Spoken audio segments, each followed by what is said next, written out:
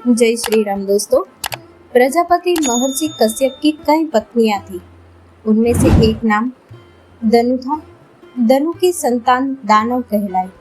उसी दनु के बड़े पुत्र का नाम दंभ था। दंभ बहुत ही सदाचारी और धार्मिक प्रवृत्ति का था। अन्य दानवों की भांति उनमें न तो ईर्ष्या ही थी और न ही देवताओं से विद्वेष भावना। वह विष्णु का भक्त था और उन्हीं की आराधना किया करता था। लेकिन उसे एक ही चिंता सताती रहती थी कि उसके कोई पुत्र न था। आचार्य शुक्र ने उसे श्री कृष्ण मंत्र की दीक्षा दी। दंभ ने दीक्षा पाकर पुष्कर में महान अनुष्ठान किया। अनुष्ठान सफल हुआ। उसके अनुष्ठान से प्रसन्न होकर भगवान विष्णु प्रकट होकर बोले, वत्स, मैं तुम्हारे अनुष्ठान से प्रसन्न हूँ, वर मांगो। दंभ बोला, भगवान, यदि आप मेरी तपस्या से प्रसन्न है तो मुझे ऐसा पुत्र दे जो आपका भक्त हो और त्रिलोक विजयी हो। उसे देवता भी युद्ध में न जीत सके। भगवान विष्णु ने तथास्तु कहा और अंतर्ध्यान हो गए और दंभ प्रसन्न चित्त अपने घर लौट आया। गोलोक में श्री राधा ने श्री कृष्ण पार्षद श्रीदामा को असुर होने का श्राप दिया था। श्राप मिलने पर वही दंभ की पत्नी के गर्भ में आया। जन्म होने के पश्चात दंभ ने अपने उस पुत्र का नाम शंखचूड़ रखा। जब वह कुछ बड़ा हुआ तो दंभ ने उसे मुनि जेगी शिव्य की देखरेख में रख दिया। मुनि जेगी शिव्य ने उसे शिक्षा दीक्षा दी।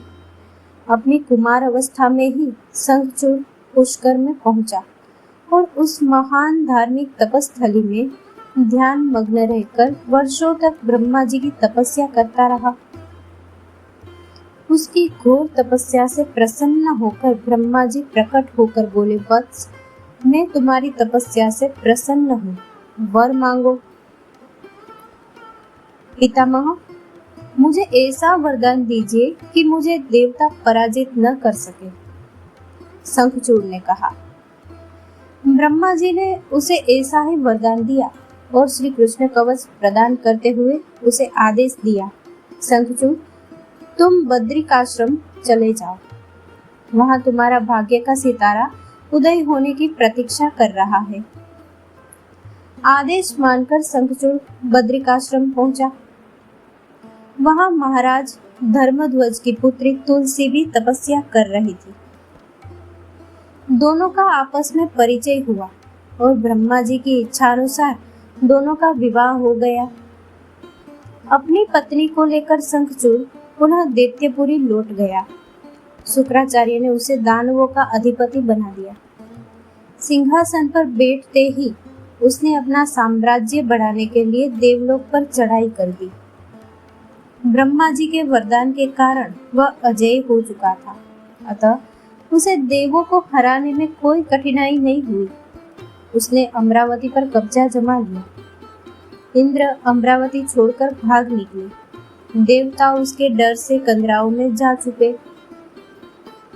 शंखचूड़ तीनों लोगों का शासक हो गया और सब लोकपालों का कार्य भी उसने संभाल लिया। उसने अपनी प्रजा की भलाई के लिए अनेक कार्य किए।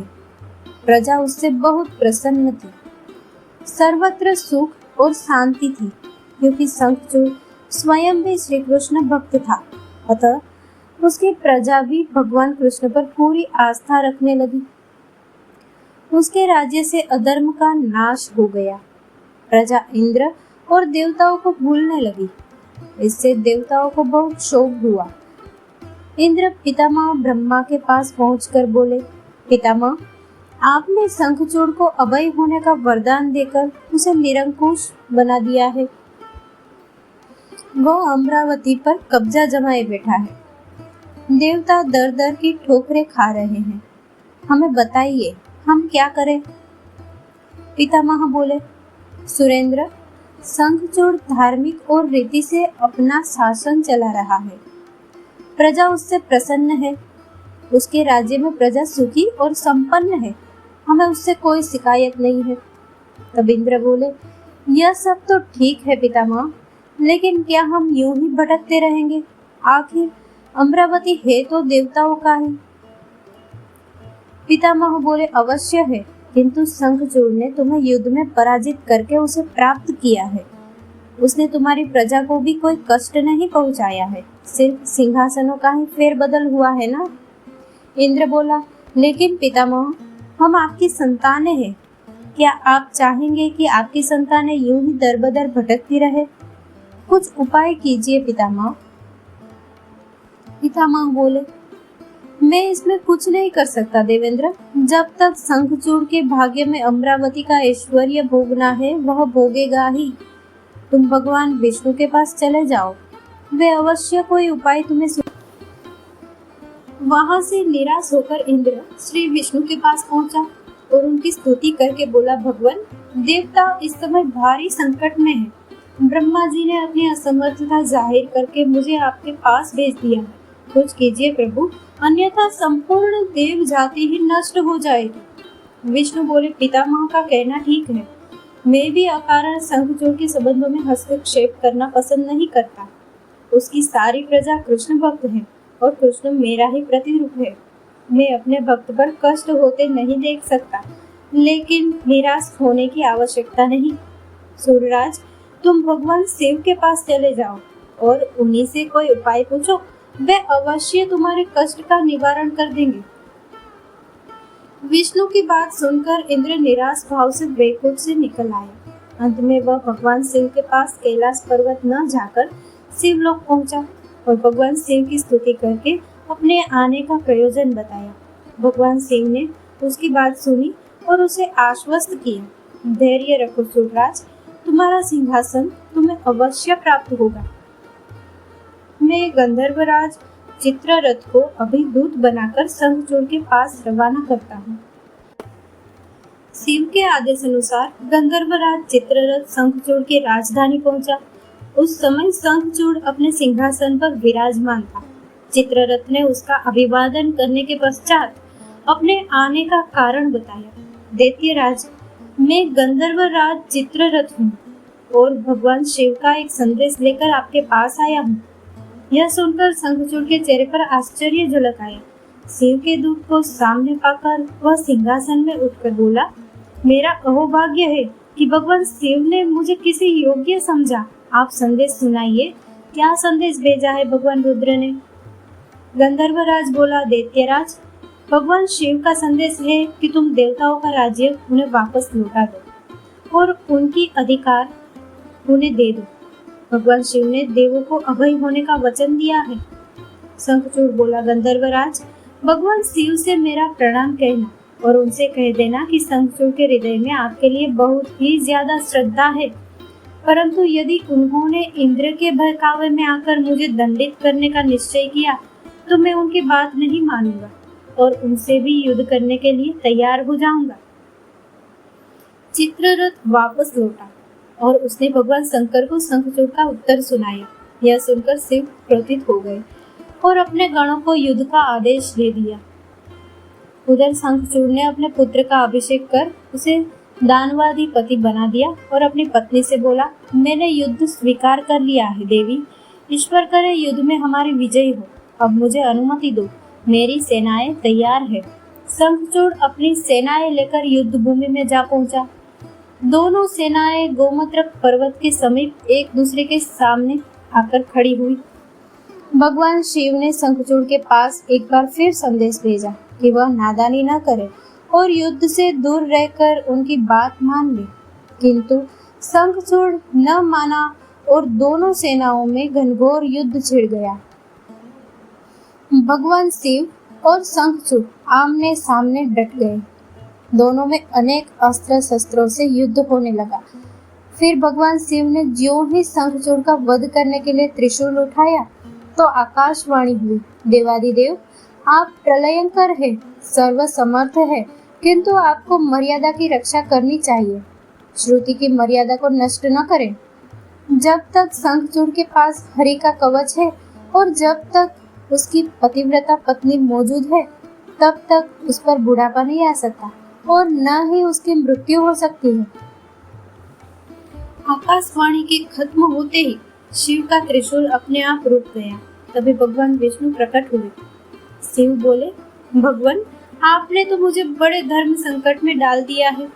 आप ही ने तो इंद्र को मेरे पास भेजा, और जब मैंने उसे अभय करने के लिए युद्ध आरंभ किया तो अब आप ही का कवच आड़े आ रहा है। अब आप ही कोई उपाय सोचिए। विष्णु बोले, शंखचूड़ के शाप का समय अब समाप्त होने ही वाला है भगवान। अब इसे असुर योनि से मुक्त करके गोलोक भेजना पड़ेगा। यह कृष्ण भक्त है और कृष्ण मेरा ही प्रतिरूप है, अतः इसे वापस गोलोक में भेजना होगा। फिर विष्णु ने एक ब्राह्मण का वेश धारण किया और शंखचूड़ के पास पहुंचकर बोले, दानवराज, मैं एक निर्धन ब्राह्मण हूँ, कुछ पाने की आस लिए आपके पास आया हूँ। शंखचूड़ बोला, मांगो विप्रवर, जो भी मेरे पास है उसे दे देने में मुझे किंचित भी विलंब नहीं लगेगा। मेरा सिर भी मांगोगे तो वह भी दे देने में इनकार नहीं करूंगा। आप आदेश तो दे। ब्राह्मण वेशधारी विष्णु बोले, दैत्यराज, मुझे आपका सिर नहीं, आपका कवच चाहिए। बोलिए, देंगे अपना कवच। शंखचूड़ ने अपना कवच उतारकर ब्राह्मण वेशधारी विष्णु को सौंपते हुए कहा, अवश्य, यदि भगवान कृष्ण की ऐसी ही इच्छा है तो ऐसा ही होगा। आप कवच ले जाइए। ब्राह्मण वेशधारी विष्णु कवच लेकर दैत्यपुरी पहुंचे। फिर उन्होंने शंखचूड़ का वेश धारण किया और राजमहल में जाकर शंखचूड़ की पत्नी तुलसी के पास पहुंचे। तुलसी ने उन्हें अपना पति ही समझा और उनका स्वागत किया। उस रात विष्णु शंखचूड़ के महल में ही ठहरे। अचानक ही पतिव्रता तुलसी को धोखे का आभास हुआ। वह चौंक कर बिस्तर से उठी। बोली, कौन है तू और मेरे साथ छल करने का तुझमें साहस कैसे हुआ?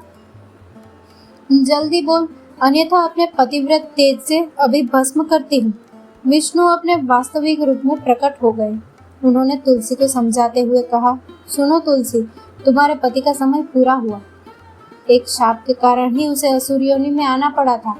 अब से वह गोलोक में रहेगा, क्योंकि तुम्हारा पतिव्रत धर्म ही उसकी रक्षा कर रहा था। इसीलिए मुझे छल करके तुम्हें कलुषित करना पड़ा। तुलसी रोते हुए बोली, यह आपने अच्छा नहीं किया भगवान।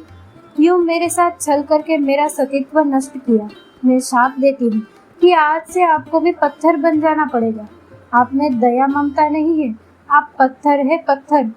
विष्णु बोले, और मैं तुम्हें वर देता हूँ तुलसी कि मेरे पत्थर बन जाने पर तुम्हें भी मेरे पास ही स्थान मिलेगा। भविष्य में लोग तुलसी और शालिग्राम की पूजा करेंगे। तुलसी के बगैर शालिग्राम की पूजा अधूरी रहेगी। उसके बाद विष्णु अंतर्ध्यान हो गए और युद्ध भूमि में खड़े शिव को अपनी दिव्य शक्ति से सब कुछ बता दिया। शंखचूड़ और शिव में पुनः युद्ध आरंभ हो गया, किंतु तुलसी के पतिव्रत धर्म नष्ट हो जाने से शंखचूड़ की शक्ति घट गई थी। अतः शिव ने अपना त्रिशूल उसकी ओर फेंका तो वह सीधा शंखचूड़ के हृदय स्थल को भेद गया। वातावरण में हजारों बिजलियां एक साथ क्रोध गई। चारों दिशाएं कांप उठी और देखते ही देखते शंखचूड़ धरती पर जा गिरा। गिरते ही उसके प्राण पखेरु उड़ गए। साप से मुक्ति मिलते ही श्री दामा गोलोक जा पहुंचे। उसकी भस्म से एक शंख प्रकट हुआ, जो कालांतर में भगवान शिव के हाथों की शोभा बना। देवताओं ने शिव की जय जयकार की और इंद्र को अपना सिंहासन पुनः प्राप्त हो गया। जय श्री राम।